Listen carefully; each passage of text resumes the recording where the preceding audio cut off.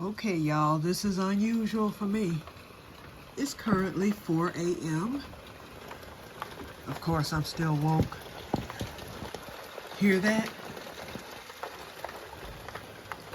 It looks as if this rain has been coming down for hours. So, y'all know what that means. I refuse to take another chance with these potatoes. It's supposed to rain all day tomorrow, but we're supposed to get a break sometime in the afternoon.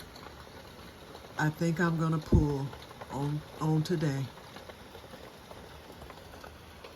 Unless something miraculous happens, I just don't want to lose my most important harvest.